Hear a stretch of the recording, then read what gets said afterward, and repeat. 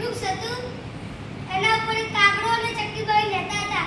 એક દિવસ ચક્કીભાઈ માળો બનાવી રહ્યા હતા. કાગડાભાઈએ પૂછ્યું કે ચક્કીભાઈ શું કરો છો?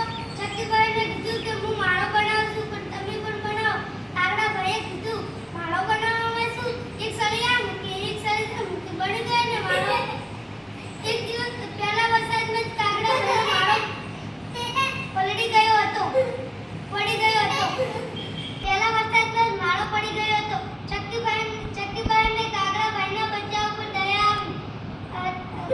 ચક્કીભાઈને કાગડાભાઈના માળામાં બોલાવી લીધા. કાગડાભાઈએ કહ્યું કે આ વરસાદ રહી જાય એટલે હું પણ આવો સ્વસ્થ માળો બનાવીશ. આ વાર્તા પરથી કોઈ મને કે સમયનો સદુપયોગ કરવો જોઈએ. સરસ, તાળી પાડો.